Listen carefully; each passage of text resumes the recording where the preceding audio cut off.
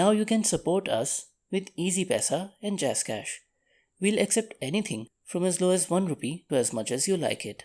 And please, do not forget to subscribe and share us. अब तक के साथ और ताउन का शुक्रिया. मज़ीद ताउन के मुंतज़र. अदब सराय आना ही दुश्मन है. पार्ट 30. हमेशा मोहब्बत करो.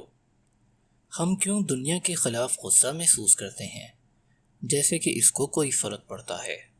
यूरोपेडस.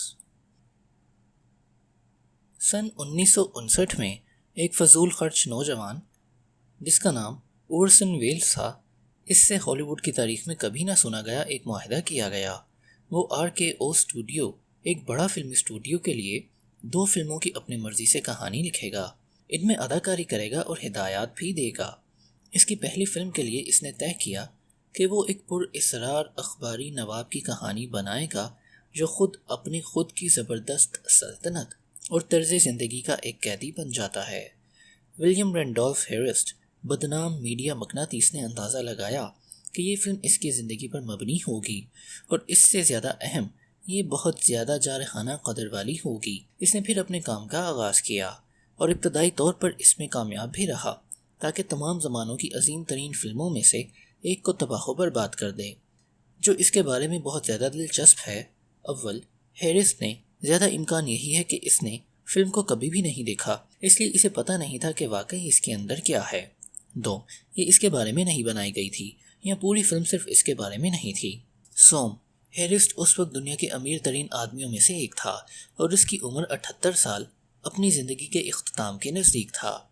क्यों इसने अपना बहुत ज़्यादा वक्त और ज़र कसीर पहली मर्तबा हिदायतकार के हाथों बनने वाली एक दास्तानी फ़िल्म पर किसी नतीजे को पाने की उम्मीद के बगैर खर्च कर डाला. 4, ये इसकी फ़िल्म को रोकने की मुहिम थी जिसने फ़िल्म को शोहरत याफ्ता फ़िल्मों में जगह दिला दी.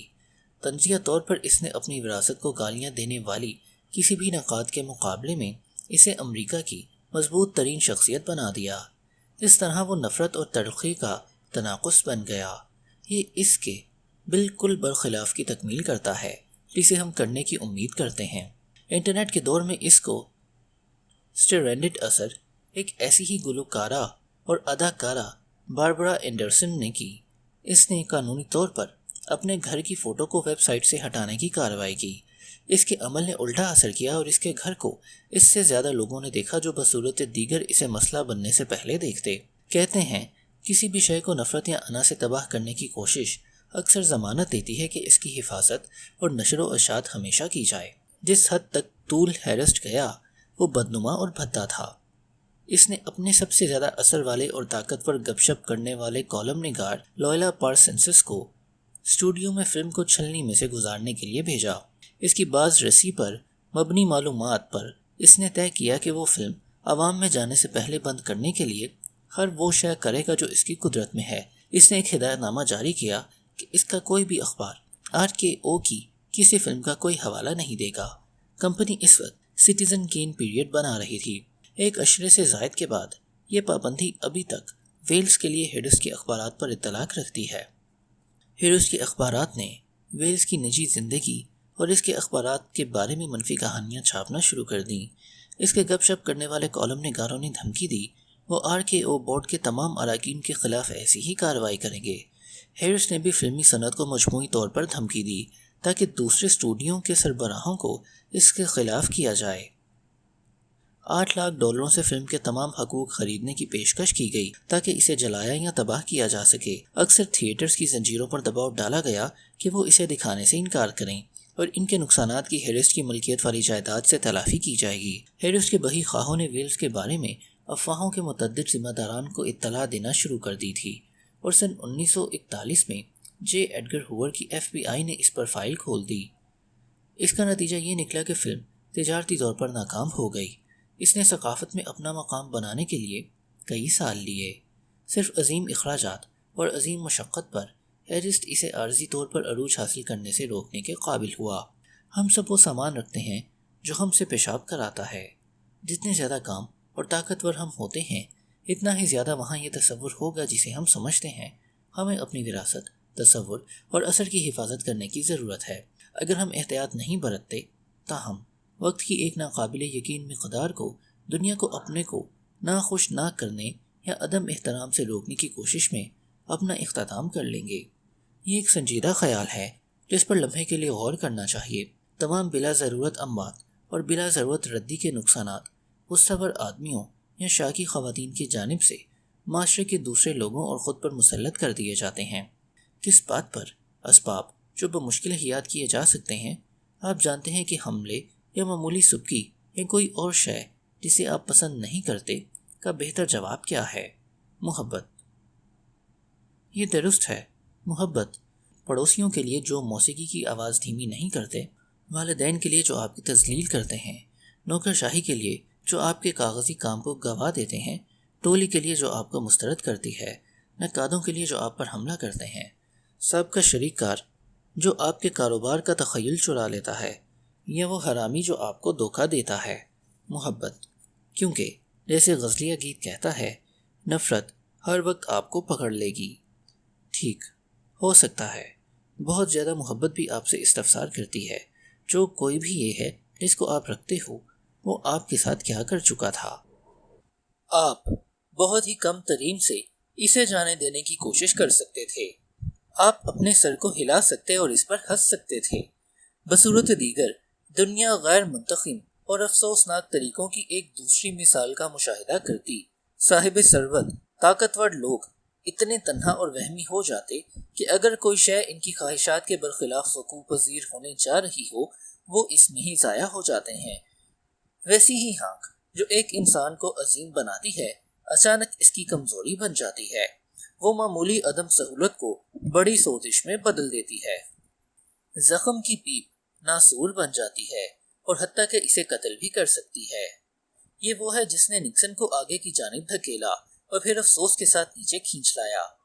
یہ اس کی اپنی ذاتی جلا وطنی کو منعکس کرتی ہے۔ اس نے بعد میں خود تسلیم کیا کہ اس کی زندگی بھر کی جد و جہد، ذاتی تصویر بحیثیت بے جوڑ لڑاکو جو دشمن دنیا سے جنگ کر رہا تھا وہ اس کا کام نہ کرنا تھا۔ اس نے خود کو دوسرے سخت مردوں کے گھیرے میں دے دیا تھا۔ لوگ بھول گئے کہ نکسن واٹر گیٹ کے افشا کے بعد بہت زیادہ ووٹوں سے کامیاب ہوا تھا۔ وہ خود اپنی مدد نہیں کر سکتا تھا۔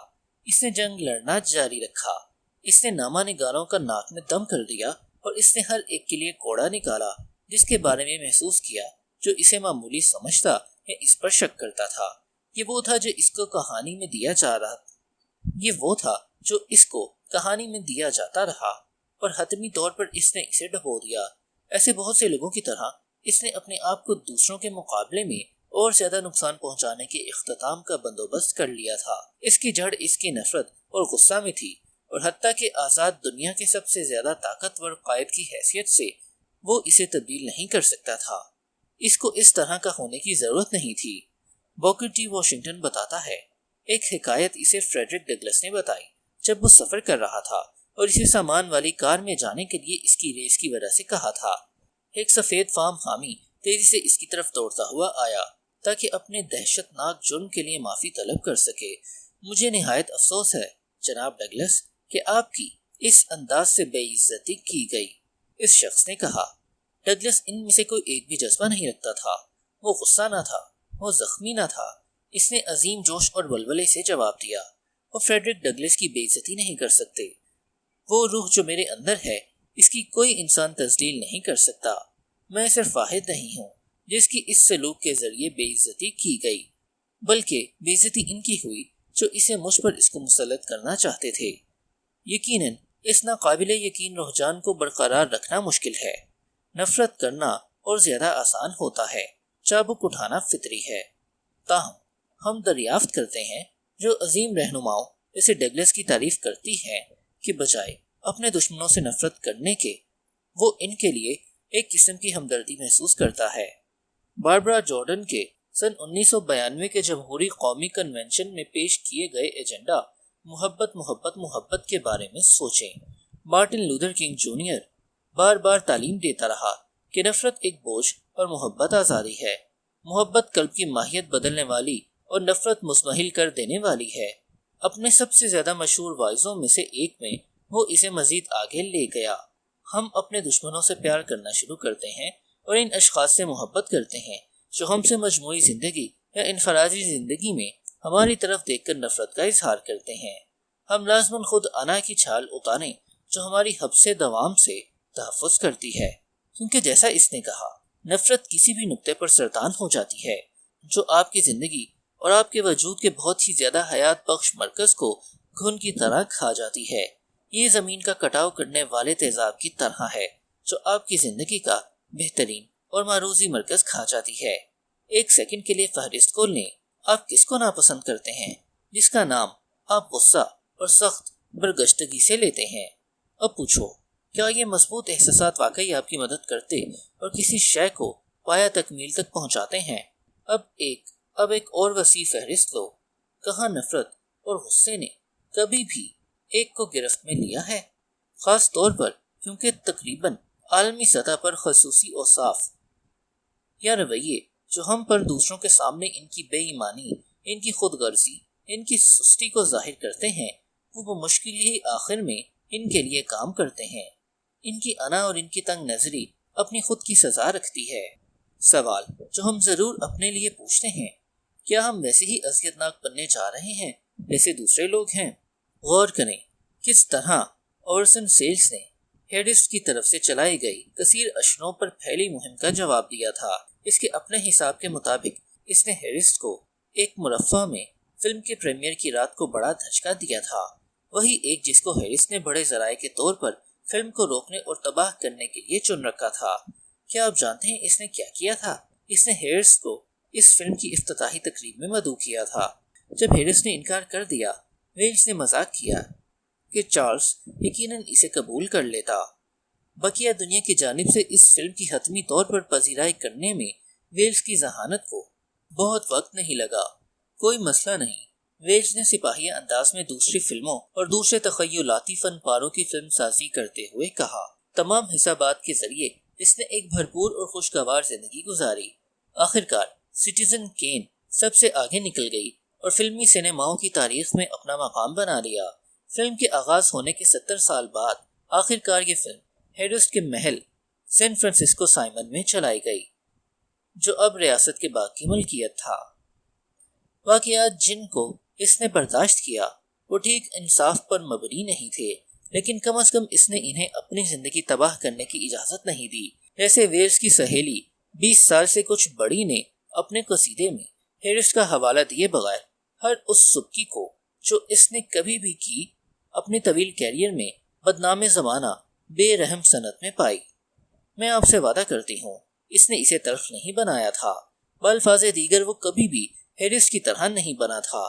ہر ایک شخص اس انداز میں جواب دینے کی قدرت نہیں رکھتا۔ ہماری زندگیوں میں متعدد نکات پر ہم معافی دینے اور تفہیم کی مختلف اہلیتیں دیکھتے ہیں، اور جو ہی جب کچھ لوگ اس پر عمل کے قابل ہوتے ہیں وہ اس کے ساتھ بلا ضرورت آزردگی کا بوجھ لے کر چلتے ہیں۔ یاد کریں کرک ہیمٹ جو اچانک میٹیلیکا میں گٹار نواز بن گیا تھا، وہ آدمی جسے انہوں نے ٹھوکر مار کر نکال باہر کر کے اس کے لیے جگہ بنائی۔ ڈیو مسٹین ایک دوسری ٹولی میگاچ کے ساتھ کارکردگی دکھانے چلا گیا، حتیٰ کہ اپنی انا قابل یقین کامیابی کے درمیان اس نے اس غصے اور نفرت کو کھا لیا جس طرح کا اس سے کئی سالوں پہلے برتاؤ کیا جا رہا تھا۔ اس نے اسے منشیات کے استعمال کی طرف ہانک دیا اور وہ اسے قتل بھی کر سکتی تھی۔ یہ 18 سال تھے یہاں تک کہ وہ اس قابل ہو گیا کہ وہ اس طریقے پر عمل کر سکے۔ اس نے ایسا کہا تھا جیسے وہ محسوس کرتا ہے کل اس کو زخمی اور مسترد کیا گیا تھا۔ جب آپ اسے یہ بتاتے ہوئے سنتے جیسے اس نے ایک مرتبہ کیمرے کے سامنے اپنے سابقہ ٹولی کے ساتھیوں کے سامنے کہا تھا، کہ اس طرح لگ رہا تھا جیسے اس نے ایک پل کے نیچے زندہ رہنے کا خاتمہ کر لیا تھا۔ حقیقت میں اس آدمی نے لاکھوں ریکارڈوں کو فروخت کیا، عظیم موسیقی پیدا کی اور اپنی زندگی ایک راک سٹار کی طرح گزاری۔ ہم سب اس درد کو محسوس کرتے اور اس کے گیتوں کا حوالہ دیتے ہیں، مسکرائے اس کے گالے دانت کھسیانی ہنسی سے۔ ماضی کے اس تسلط کے ساتھ کچھ شے جو کسی ایک کے ساتھ کی گئی یا کیسی اشیاء ہوتی ہیں جو اتنی زیادہ زخمی کرتی ہیں یا انا کو مجسم بناتی ہے۔ ہر ایک دوسرا آگے حرکت کرتا ہے لیکن آپ نہیں کر سکتے، کیونکہ آپ اپنے راستے کے سوا کچھ دیکھ نہیں سکتے۔ آپ اس کے قبول کرنے کا ادراک ہی نہیں رکھتے کہ کوئی ایک آپ کی دل شکنی جان بوجھ کر یا بصورت دیگر کر سکتا ہے، اس لیے کہ تم نفرت کرتے ہو۔ ناکامی یا مصیبت میں نفرت کرنا بہت آسان ہوتا ہے۔ نفرت الزام کو مؤخر کرتی ہے، یہ کسی ایک دوسرے کو ذمہ دار ٹھہراتی ہے۔ یہ بھی پاگل پن ہے۔ ہم کچھ دوسرا نہیں کرتے جب ہم اپنا انتقام لینے یا غلط کاریوں کی تفتیش کرنے میں مصروف ہوتے ہیں جو ہمارے ساتھ کی گئی تھیں۔ کیا یہ ہمیں اور زیادہ نزدیک لے جائے گی جہاں ہم ہونا چاہتے ہیں؟ نہیں، یہ ہمیں وہیں رکھے گی جہاں ہم ہیں، یا اس سے بدتر، یہ ہمارے ارتقاء کو پوری طرح گرفتار کر لے گی۔ اگر ہم پہلے ہی کامیاب ہیں، جیسے ہیرس تھا، یہ ہماری وراثت کو داغدار کرتا اور انہیں کڑوا اٹھ کر سیلا بنا دیتا ہے جو ہماری زندگی کے سنہرے سال ہوتے ہیں۔ اسی دوران میں محبت وہاں موجود ہوتی ہے۔ انسان انا کے بغیر کھلا، مثبت، ناقابل تسخیر، پرامن اور پیداواری ہوتا ہے۔ ادب سرائے۔